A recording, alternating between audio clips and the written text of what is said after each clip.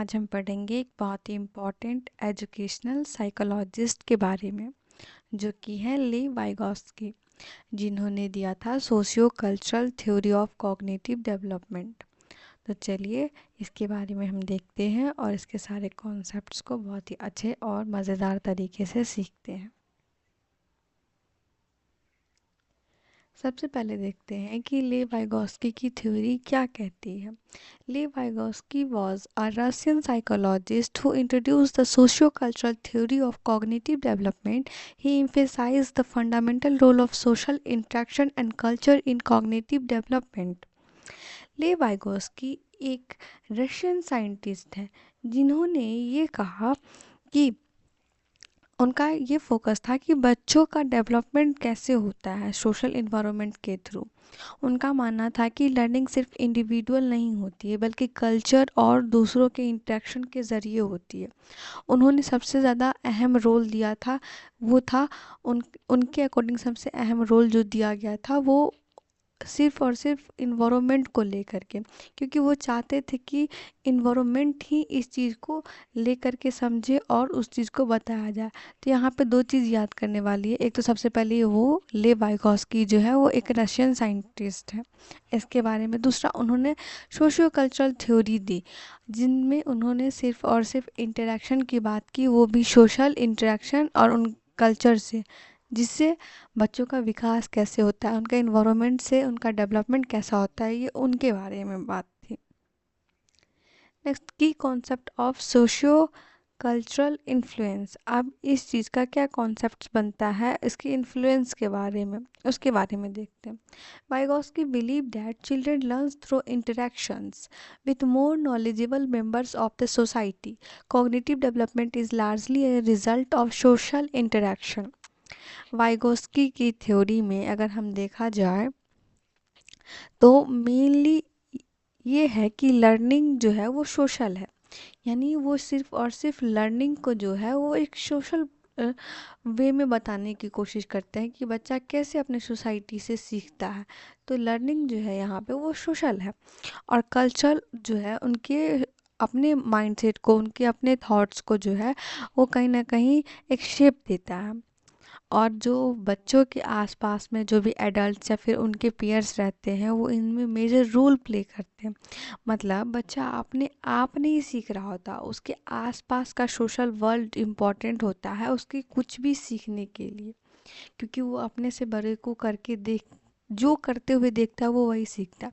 इसीलिए हमने बहुत बार दो तीन चीज़ें सुनी है कि छोटे बच्चे के सामने में कोई भी गलत एक्टिविटी ना करो, ताकि छोटा बच्चा जो होता है वो आपकी ये एक्टिविटीज़ को देख करके ईजिली ग्रैस्प कर लेता है और वो वही रिपीटेटिव मोड में करने लग जाता है। जिससे क्या होता है, बच्चा अच्छा बुरा ये नहीं देखता, क्योंकि अभी तक उसके अंदर मोरल डेवलपमेंट नहीं आता है। बच्चा सिर्फ और सिर्फ कोई वर्क कर रहा है वो देखता है और वो वही करने लगता है, उसको सही गलत का कोई पता ही नहीं होता है। वो धीरे धीरे सोसाइटी से इंटरेक्ट करेगा, तब जा कर के कहीं ना कहीं उसको धीरे धीरे समझ में आएगा कि क्या और कहाँ कैसे होता है उसके बारे में। नेक्स्ट देखते हैं जोन ऑफ प्रॉक्सिमल डेवलपमेंट। ये ली वाइगोस्की का सबसे इम्पॉर्टेंट, समझो उनका कहना था कि जेड पी डी की जब भी बात आएगी तो ले वाइगोस्की की ही बात आएगी, जहां हम देखेंगे कि उन्होंने क्या सब इसको लेकर के कहा था और इनका क्या मानना था इस चीज़ों को लेकर के बोलने का, जो वो समझाने की कोशिश करते हैं यहाँ पे। चलो उसको हम देखते हैं। ZPD इज द, यानी कि zone of proximal development is the difference between what a learner can do, क्या लर्नर करना चाहता है independently, and what they can do with guidance, और क्या वो कर सकता है वो भी किसी न किसी गाइडेंस के अंदर। It represents the learning potential. ले वाइगोस्की का सबसे फेमस कॉन्सेप्ट है जोन ऑफ प्रॉक्सिमल डेवलपमेंट, यानी कि ZPD। इसका मतलब होता है कि इसमें ले वाइगोस्की ये बताना चाह रहे हैं वो स्किल्स जो बच्चा अकेले नहीं कर सकता है, लेकिन थोड़ी सी अगर उसको हम मदद कर दें या फिर उसको थोड़ा सा हेल्प कर दें तो वो उस जोन में पहुंच जाएगा जहां वो सबसे ज़्यादा इफ़ेक्टिव होगा।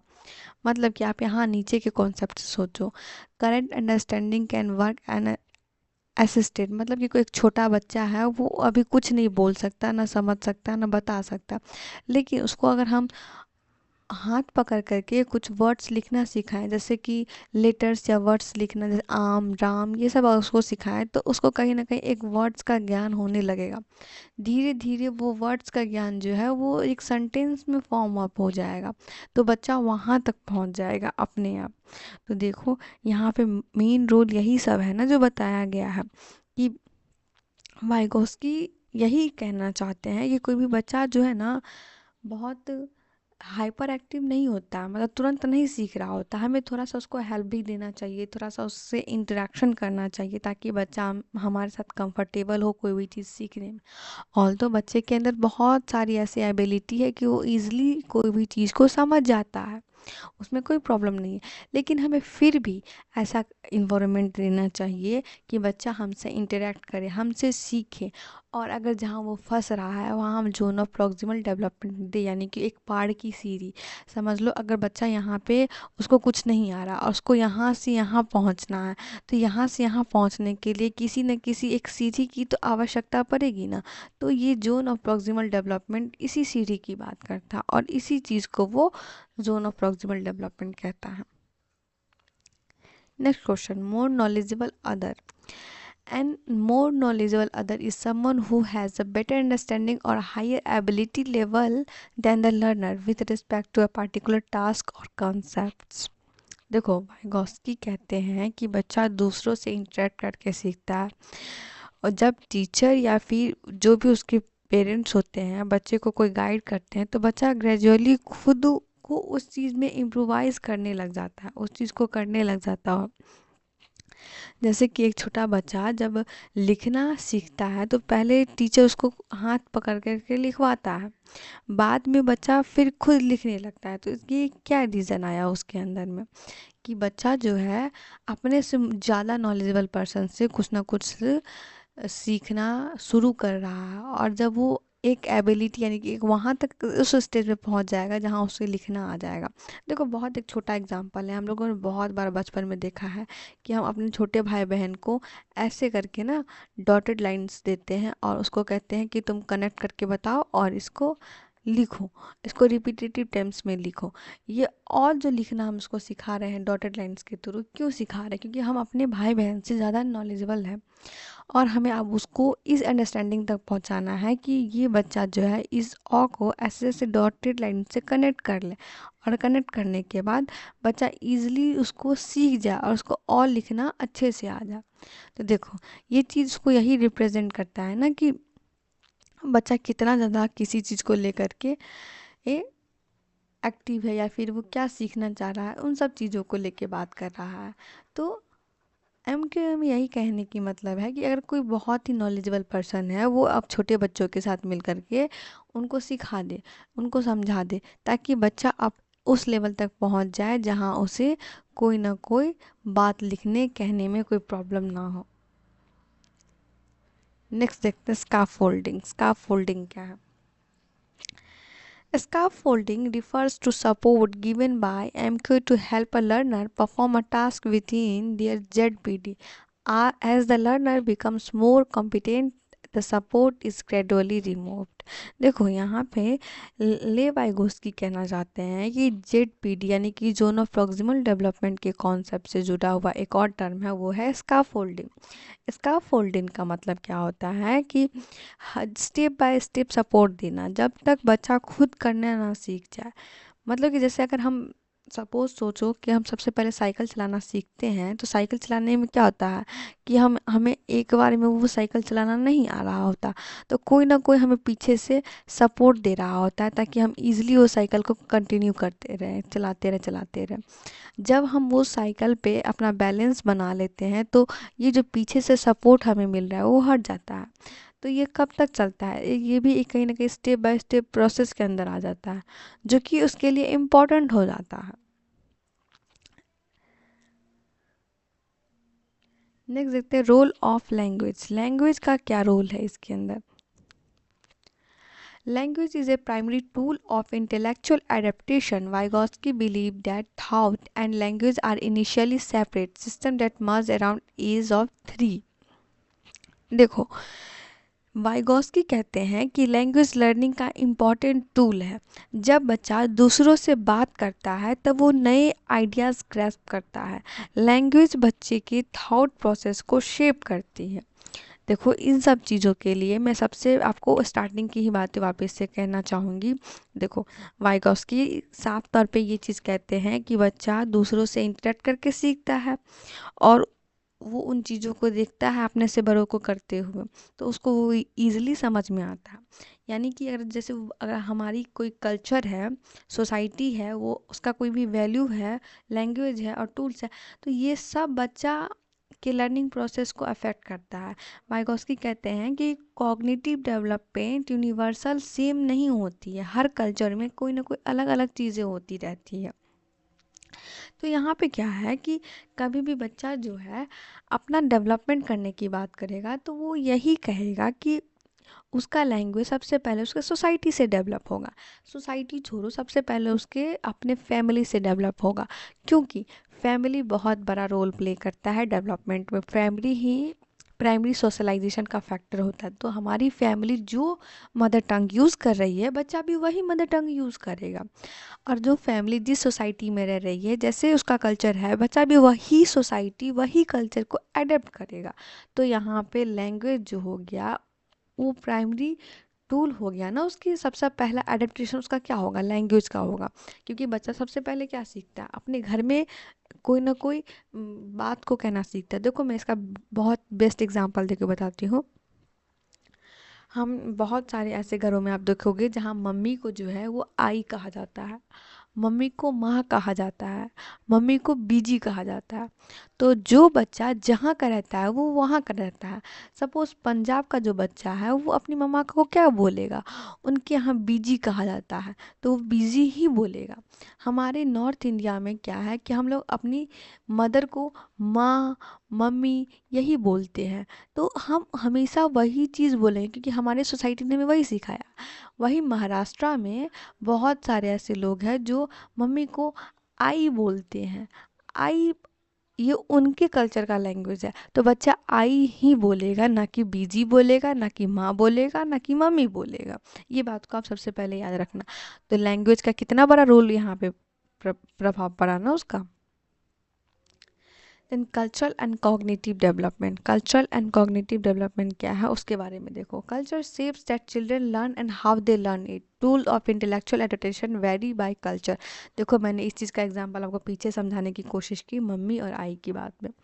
ऑब्वियसली हर कल्चर का एक अपना मोड है, हर कल्चर का एक अपना तौर तरीका है। बच्चा जिस कल्चर में रहता है वो बिल्कुल वैसा ही अडेप्ट करता है। उसका प्राइमरी इंटेलेक्चुअल एडेप्टेशन उसका कल्चर ही होता है। जिस कल्चर में जैसे रह रहा है वो वहाँ की सारी गतिविधियाँ, वहाँ की सारी एक्टिविटीज़ या कोई भी फैक्टर जो है, बच्चा सबसे पहले वही सीखेगा और वही जानेगा। नेक्स्ट देखो, कंपैरिजन करते हैं अब हम पियाजे की थ्योरी से। पियाजे की थ्योरी से अगर हम ले वाइगॉस्की की थ्योरी को कंपैरिजन करें तो यहाँ पे देखो एक कॉमन क्वेश्चन होता है वाइगॉस्की और पियाजे के बीच में। पियाजे जो है वो कहते हैं कि बच्चा का जो होता है लर्निंग जो होता है वो इंडिविजुअल प्रोसेस है। बच्चे की लर्निंग जो है वो कहीं ना कहीं इंडिविजुअल है, वो इंडिविजुअल की बात करते हैं। वहीं वाइगॉस्की कहते हैं कि बच्चा जो है वो कहीं ना कहीं एक सोसाइटी के साथ रह करके इंटरेक्ट करता है। तो उनका क्या है कि उनका लर्निंग जो है वो सोशल के बारे में बताता है कि ये सोशल होता है। पियाजे जो है वो सेल्फ डिस्कवरी पे फोकस करते हैं और वाइगॉस्की जो है सोशल इंटरेक्शन पे फोकस करते हैं। यहाँ दिया हुआ है, पियाजे cognitive development is universal and based on individual exploration. देखो यहाँ ये टर्म को अच्छे से देखो कि इंडिविजुअल एक्सप्लोरेशन मतलब यही हो गया कि वो एक सेल्फ रिलायबल को इम्पोर्टेंस देते हैं। और वहीं पे वाइगॉस्की क्या कहते हैं कि cognitive development is socially driven and varies by culture. यानी कि ये कॉग्निटिव डेवलपमेंट को जो है वो सोशल बताते हैं और वो वेरी करता है कल्चर बाय कल्चर की, क्योंकि हम जहाँ जब भी हम सोसाइटी की बात करेंगे तो वो वेरी ही करेगा कभी ना कभी। Criticism of Vygotsky theory. आप बताओ इनका क्रिटिसिज्म क्यों किया गया, उन सब के बारे में देखते हैं। Lacks specific stage of development, too much emphasises on social factor, difficult to test empirically. Vygotsky theory के कुछ लिमिटेशंस भी है, जैसे कि जेडपीडी का असेसमेंट मुश्किल होता है।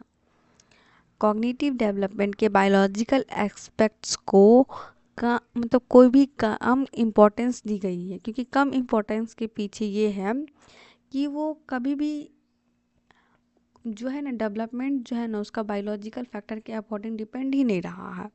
पर फिर भी ये थ्योरी जो है एजुकेशन के फील्ड में काफ़ी वैल्यूएबल मानी जाती है, क्योंकि इसका बहुत ही ज़्यादा इम्पोर्टेंट रोल रखा गया है।